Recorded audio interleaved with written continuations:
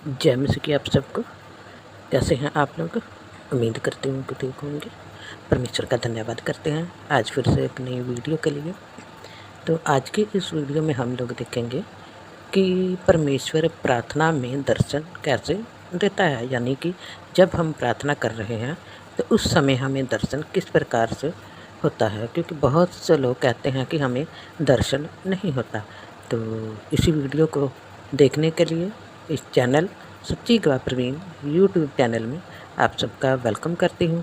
और इस वीडियो को ज़्यादा से ज़्यादा शेयर कीजिए, लाइक कीजिए और इस चैनल को सब्सक्राइब करना बिल्कुल भी ना भूलिए।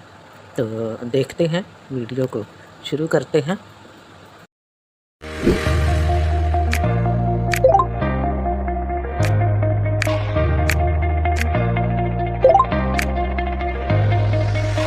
जब हम प्रेरितों के काम 10 चैप्टर पढ़ते हैं तो उसमें साफ साफ लिखा हुआ है। इसके बीच में हम देखते हैं तीसरी आयत में, उसने दिन के तीसरे पहर दर्शन पाके साफ देखा कि एक परमेश्वर का दूत उसके पास अंदर आया है और उससे कहा, हे कुरनेलियुस। अब ये समय कौन सा है? तीसरा पहर। क्या लिखा है? दिन के तीसरे पहर। अब यहाँ पर हम देखते हैं कि लिखा हुआ कि तीसरे पहर दर्शन देखा। अब दर्शन उसने किस तरह से देख लिया?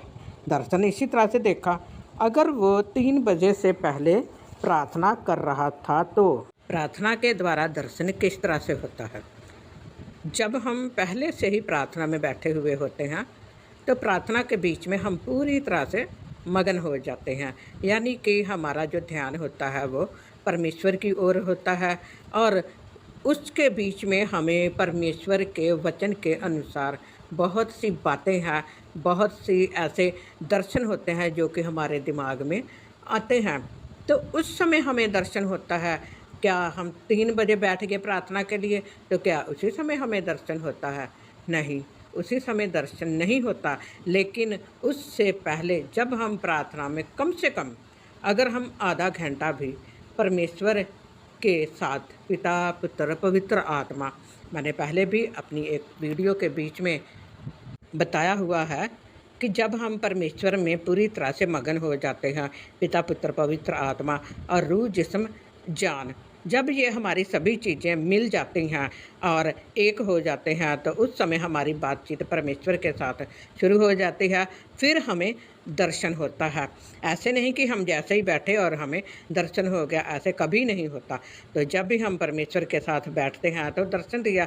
इसी तरह से कुरनेलियुस भी परमेश्वर की हजूरी में, अगर वह पहले से ही बैठा हुआ था तभी तो उसको 3 बजे दर्शन हुआ, दिन के तीसरे पहर। साफ साफ लिखा हुआ कि तीसरे पहर। ये ज़रूरी नहीं होता कि हमने इसी समय में प्रार्थना करनी है।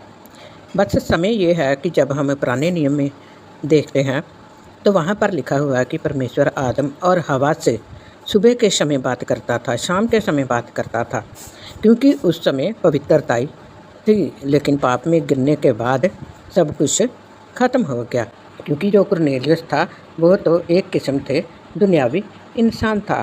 तो वो अपनी तरीके से व्यवस्था के अनुसार परमेश्वर को मानता था। तो इसी तरह परमेश्वर ने उसकी प्रार्थना और उसके दान याद किए, क्योंकि इसमें लिखा हुआ है स्मरण किए। स्मरण करने का अर्थ है याद किए।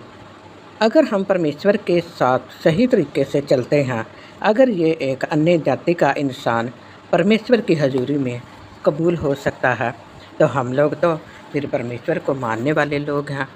इसमें लिखा हुआ है कि परमेश्वर के सामने पहुँचे हैं। पहुँचने का मतलब, जैसे कि इसकी डिटेल बहुत ज़्यादा है, लेकिन जैसे कि परमेश्वर ने हमारे लिए स्वर्गदूतों को जिम्मेवारी दी हुई होती है, तो वही जो स्वर्गदूत होते हैं वही परमेश्वर के पास जाकर और हमारी हर किस्म की जो भी हम अच्छे काम करते हैं वो परमेश्वर की हजूरी में पहुंचा देते हैं।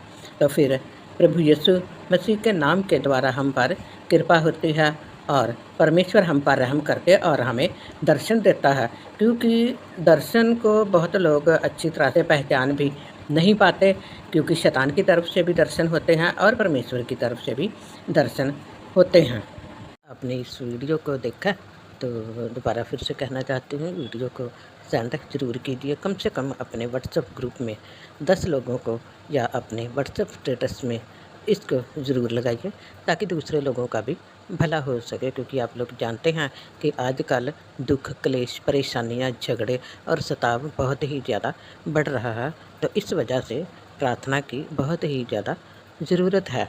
तो थैंक यू, धन्यवाद। परमेश्वर आप सबको ब्लेस करें।